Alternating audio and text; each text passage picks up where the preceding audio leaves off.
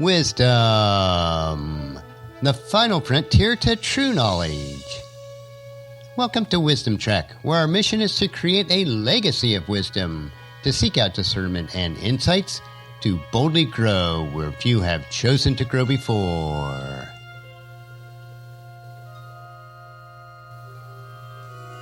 Hello, my friend. I am Guthrie Chamberlain, your captain on our journey to increase wisdom and create a living legacy. Thank you for joining us today as we explore wisdom on our second millennium podcast. Today is 1421 of our trek, and it is Worldview Wednesday. Creating a biblical worldview is essential to have a proper perspective on today's current events. To establish a biblical worldview, you must have a proper understanding of God and His Word. Our focus for these past several months on Worldview Wednesday has been mastering the Bible through a series of brief insights. These insights are extracted from a book by the same title from one of today's most prominent Hebrew scholars, Dr. Micheal S. Heiser. This book is a collection of insights designed to help you to understand the Bible better. When we let the Bible be what it is, we can understand it as the original readers did and as original writers intended. Each week we will explore 2 additional insights.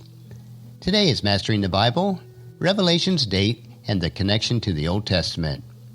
So insight number 77 is, the date of the writing of Revelation is important for its interpretation. Most of the books of the New Testament can be dated with reasonable certainty. We know that Peter and Paul lived and died, for example, and that their lives were cross-checked by the events on the book of Acts, which in turn can be aligned with Roman history to a large degree. The case of John in Revelation is harder, and its interpretive stakes are much higher. The key question for the date of Revelation is whether it was written before or after AD 70, the year the Jewish temple was destroyed. If Revelation was written before that date, much of the context of the book could be interpreted as leading to that cataclysmic event. That would mean that most, or some would say all, of the prophecies in the book have already been fulfilled. If it was written after AD 70, then the book really can't be viewed that way. The prophecy would still be awaiting fulfillment. That's a substantial interpretive gap. There are no explicit references to the temple being destroyed within the book itself. That suggests that the event had not happened, which would favor a pre-70 date of the book. The other view, that the book was written after AD 70, objects that this is an argument from silence. The debate opens with those fundamental differences. Then Revelation chapter 11 verses 1 and 2 does come into play. Then I was given a measuring stick and was told, "Go and measure the temple of God and the altar and count the number of worshippers. But do not measure the outer courtyard, for it has been turned over to the nations. They will trample the holy city for 42 months."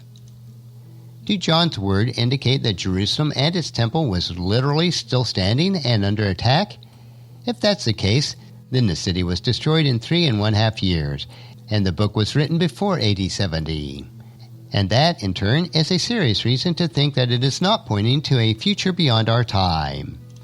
Ironically, the view that sees the prophecies as literally future-oriented must still interpret the passage symbolically.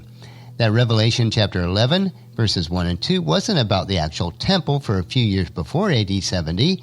That view makes its arguments by appealing to other items in the book.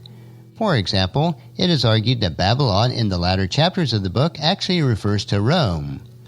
The basis for this suggestion is that the other books in the ancient world that are datable to the late 1st century AD use the term Babylon as a code for Rome. If Revelation is using that code, it suggests that the book was written after AD 70. Irenaeus, an important Christian writer from the generation that followed the apostles, wrote that the book was written toward the end of Domitian's reign in the late 1st century AD. We can't know for sure who is right. And that's par for the course for Revelation. Let's now move on to Insight 78. The book of Revelation makes extensive use of the Old Testament. One of the reasons that we shouldn't neglect the Old Testament is that because we can't understand the New Testament without it. Every book of the New Testament contains quotations from or allusions to the Old Testament. And I'm not talking about merely mentioning stories, although that does happen. New Testament writers articulate theology using the Old Testament. The book of Revelation is a dramatic case in point. No other book in the New Testament is as thoroughly saturated with the Old Testament as the book of Revelation. The book draws upon the Old Testament hundreds of times. While certain books were particularly influential, like Daniel, Isaiah, Zechariah, and Ezekiel, the Apostle John essentially considered the entire Old Testament as a source for his book. The dominant influence of the Old Testament may seem surprising. One reason is that John does not preface the use of the Old Testament with some sort of formula phrases like, "Thus saith the Lord," or "as it is written." Instead, John embeds the Old Testament material directly into his scenes, visions, and angelic revelations. He presumes that the readers would be so literate concerning the Old Testament content that telegraphing when he wove it into his work wasn't necessary. One of the questions John's use of the Old Testament has generated among scholars is whether he was faithful to the original content of the material he quotes.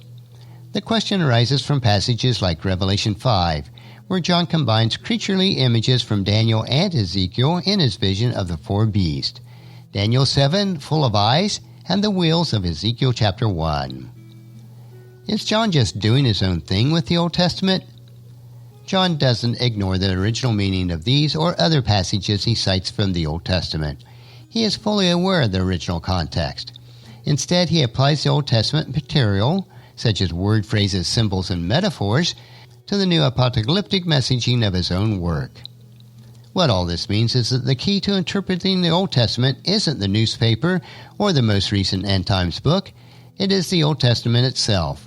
No one can claim to understand the book of the Revelation without a thorough grasp of the Old Testament passages that John quotes or alludes to. Those Old Testament passages must first be understood within their own original literary context and ancient worldview. Only with that framework in hand is anything John says or describes in the least way comprehensible. The neglect of the Old Testament is one reason why nearly all of what is said is a complete mystery to those who read it. And that will conclude this week's lesson on another 2 insights from Dr. Heiser's book, Mastering the Bible. Next Worldview Wednesday, we will wrap up with the 2 final insights in this book. I believe that you'll find each Worldview Wednesday contains interesting topics to consider as we build our biblical worldview. Tomorrow we will continue with our 3-minute humor nugget that will provide you with a bit of cheer, which will help you to lighten up and live a rich and satisfying life. So encourage your friends and family to join us and to come along with us tomorrow for another day of Wisdom Trek, Creating a Legacy. If you'd like to listen to any of the past 1,420 treks or read the Wisdom Journal, they are all available at wisdom-trek.com. And I encourage you to subscribe to Wisdom Trek on your favorite podcast player so that each day's trek will be downloaded to you automatically. And thank you so much for allowing me to be your guide, your mentor, but most importantly, I am your friend as I serve you through the Wisdom Trek podcast and journal each day.